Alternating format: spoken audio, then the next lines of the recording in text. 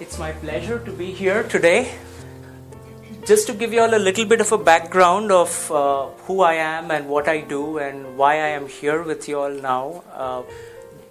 I am a full-fledged allopathic Western medicine trained physician. Did my MBBS in India, which would be equivalent to MD here in the US. Did all my licensing exams for United States. Came here, did my residency at University of Illinois. Did my fellowship at University of Colorado and National Jewish Health in Denver. Went on to do about 8.5 years of academic medicine at the University of Mississippi Medical Center in Jackson, where I came up to the rank of Associate Professor of Pediatrics in Medicine. I'm an allergist, immunologist by training, still very much practicing.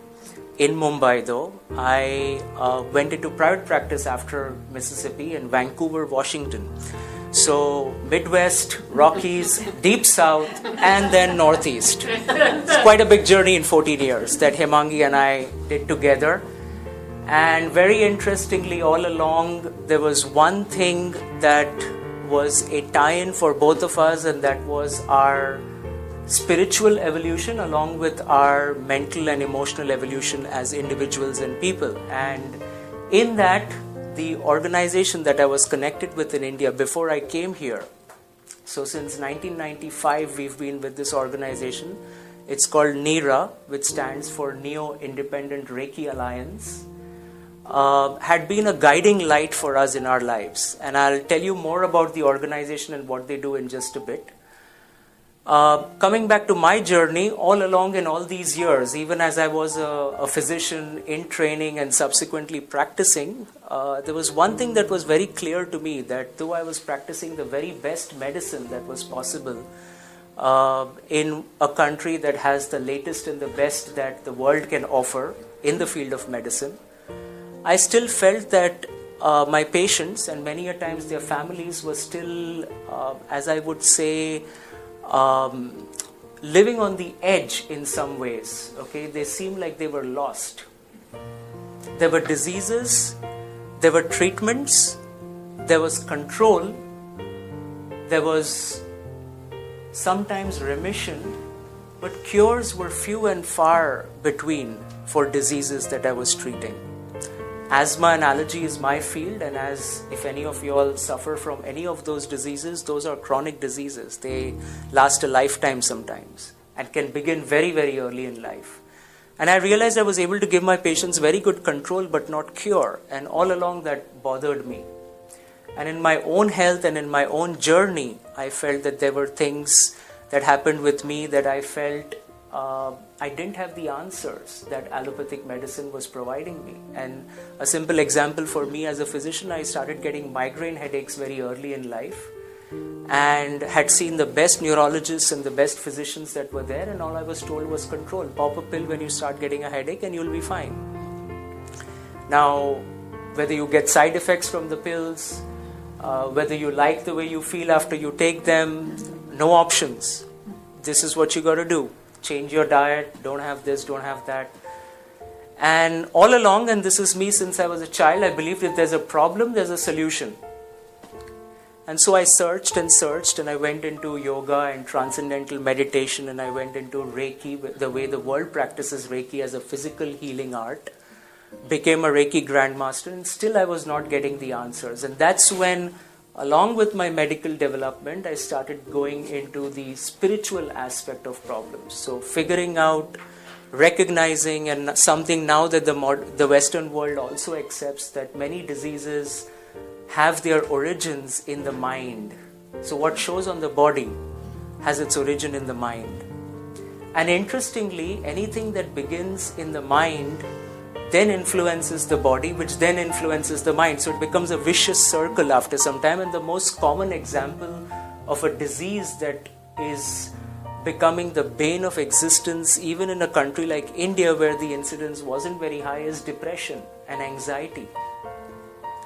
With regards to the diseases that we are commonly seeing, the connection is something that I realized involves the mind, so the way we think, the way we have our cultural background, our mental processes set in place. Combine that with the fact the way we eat and drink. So the foods that we eat influence our mind then influences our body then influences the choice of foods we consume. The choice of foods we consume again influences the mind, and it becomes a vicious circle. So it became clear to me that it wasn't just a physical disease that I was dealing with. I was dealing with way more than that. I was dealing with an individual who had an entire upbringing, an entire lifestyle set, an entire dietary format that they were following. And at the end of all that, there were diseases or symptoms that were popping up. And what was I doing as a doctor? All I was doing was controlling symptoms. I was never getting to the root of the problem, and this bothered me. This really bothered me as a physician. It bothered me in my own journey. And in the search, I started to realize that I need to look at the root of the problem rather than the fruit that is hanging. That seems like if I break off the bad fruit, the next fruit will come out good. But the reality is the root is rotten. Okay? You're never going to get a healthy fruit.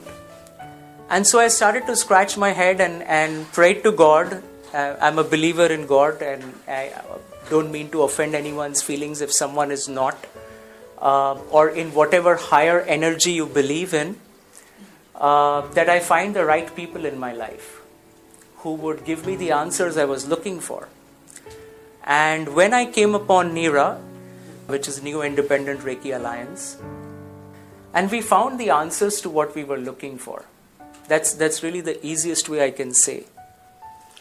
I truly started to understand what it is that goes on in the human being who we look at as a physical body that is born, that grows, that leads a life, that ages and then dies and then born again if you believe in rebirth. If not, whatever you believe in, there's a birth, life, aging, death.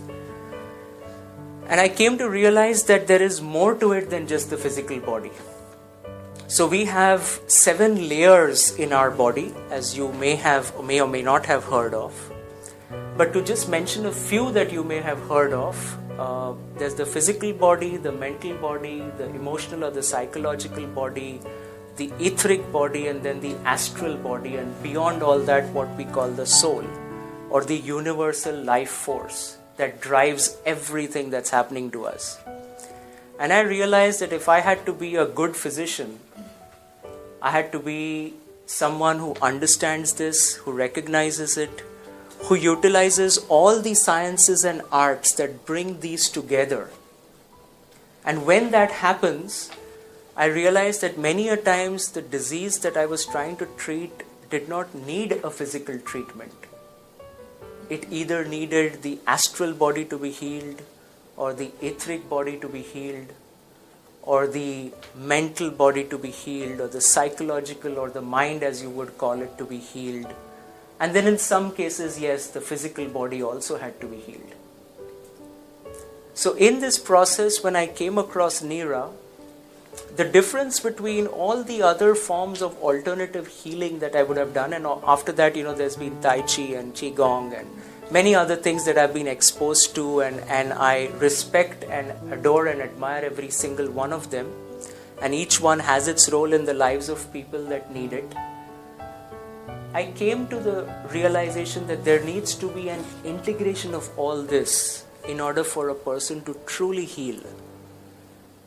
And that's pretty much what Marianne has done in her journey with us, with starting with physical healing, then going on to mental healing, emotional healing, spiritual healing, which happens through prayer and many other formats, including some of what you will experience if you attend the retreat day after tomorrow. And in that process, the path or the techniques that we utilize, just to give you a little insight into that, helps us understand us as an individual. The problem with most of what I see in modern medicine, for example, is we do these large, what we call randomized placebo-controlled trials with 1,000, 5,000, 25,000 people. But when I take you, or you, or you, or you, or you, you're not one of those 25,000 people. You by yourself are an absolutely, completely, and totally unique creation of this universe, for which no specific trial can ever have all the answers. Coming from the mouth of a subspecialist or super specialist, as they call it in India, then how do you treat people? Well, you do the generic treatments for as long as you want symptom control. But when you really want to get to the root of the problem and heal it, cure it, treat it, we do have to look beyond that. And I think modern medicine accepts that. When nowadays we treat hypertension, we tell people to do meditation, or we tell them to do prayer, or we tell them to do yoga along with it.